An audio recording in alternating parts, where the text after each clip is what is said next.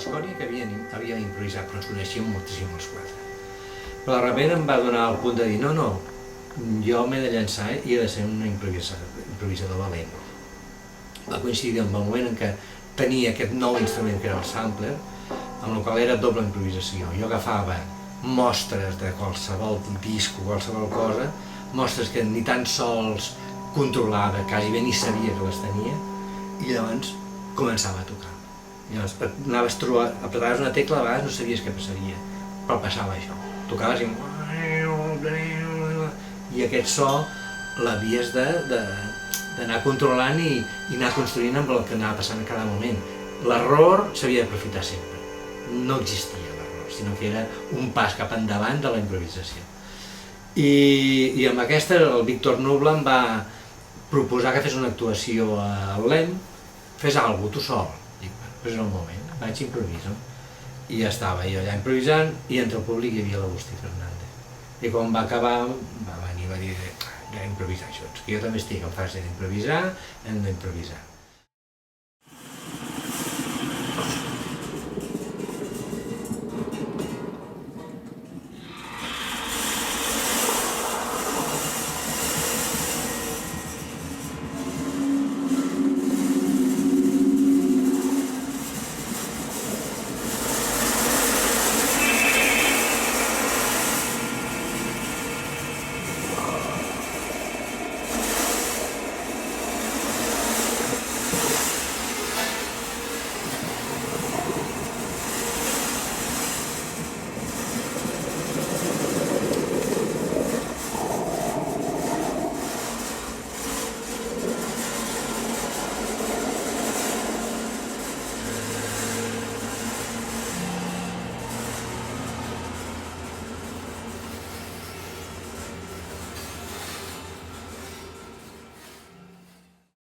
És irrepetible, o sigui, quan el procés mateix de fer-lo, et queda ressonant el piano de manera, no pots agafar-lo ja ressonant, no.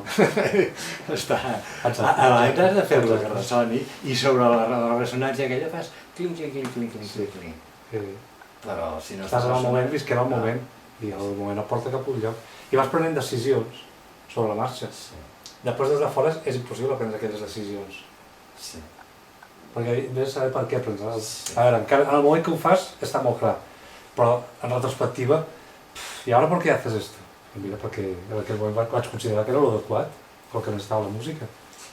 Tu pots prendre de dues maneres, que la improvisació és la peça en si, o la improvisació és un camí de treball per arribar a aconseguir una peça que ja no és improvisada, sinó que finalment és composada.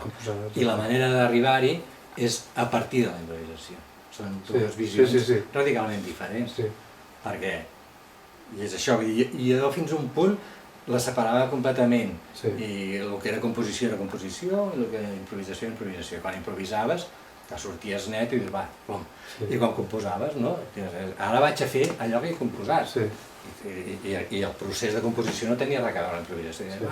Farem alguna cosa en tal tonalitat, amb aquesta instrumentació, amb no sé què, i fiquem això, no, això ho repetim dues vegades, no...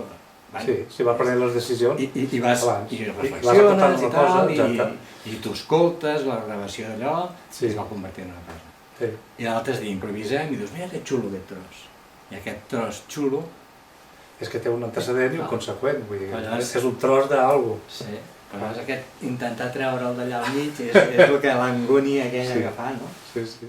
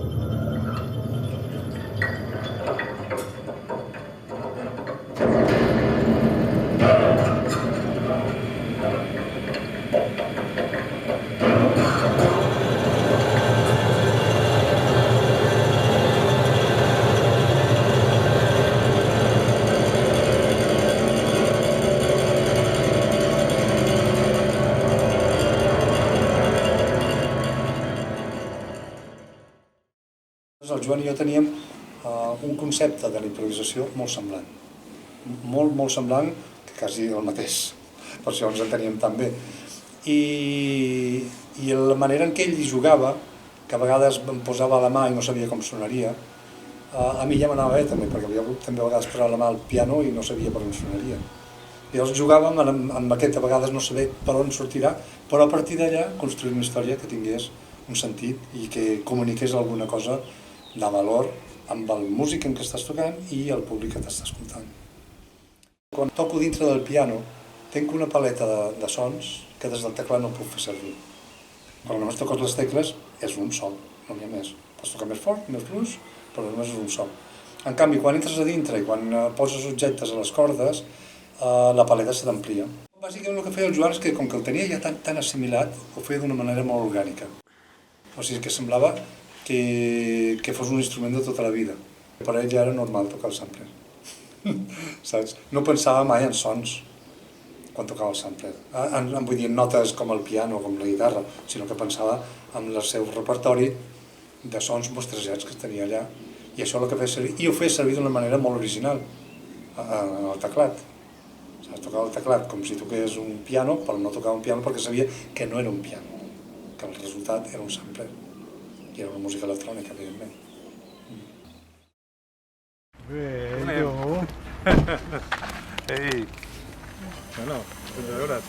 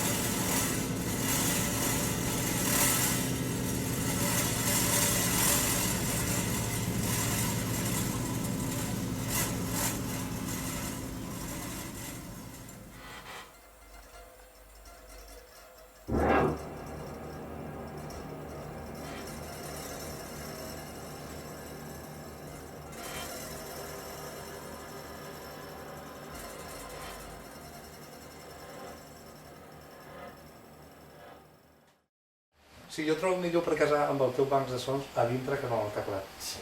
Perquè és que el teclat sona a la Schubert, sempre. Bueno, Faci el que fos, faci. I cada vegada estic més lluny de les notes. I està bé, però ja està bé. I llavors, clar, agafes un si bemol, Clar. està allà, si Sí, no, jo per això m'agrada estar dintre que no al teclat. jo també ho veig més, clar. Sí. O sigui, s'apropen més, vull dir Sí. que és un món més que tot és diferent, Però està bé. i té uns llocs que coincideix i dius, aquí qui és? I Exacte. això, Exacte. em sembla que és la... Sí, aquesta és la gràcia. Sí, De repente tu t'apartes i jo m'aparto, però de Sí. repente no tornem a estar més Sí. cap enllà. sí. sí.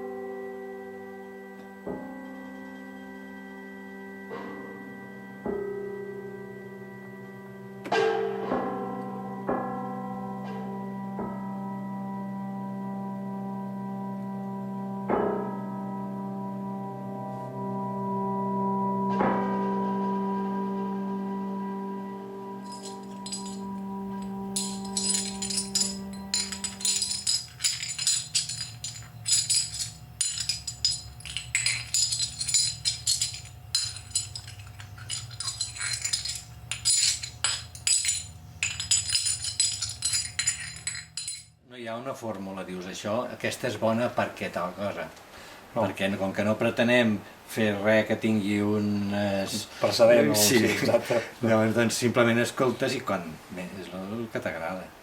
El que comentàvem abans de les dimensions, l'atenció. O sigui, mentre tu com a espectador, tu t'imagines que ets espectador, o sigui, aviam, tu et poses a escoltar-ho. Sí, I exacte. llavors ara jo era un que passava per aquí i escoltava. I va, això m'interessa. Ho deixes descansar temps, Sí, exacte. perquè, També. per tornar a estar fresc quan no escoltes, que ja no saps que vindrà allò i tot allò. I llavors, doncs, mentre es manté l'atenció i és atractiu, doncs, funciona. No? El selecciones. A la que decau l'interès, doncs allà ho pares. El segon dia tenim més encara, era una mica més llarg Podria ser. i vam fer temes curts. Vull dir que algun d'aquests ens ha de servir. I el d'avui també hi ha... I avui també hi ha Sí. uns fragments que provarem. O sigui que... Sí. Adéu.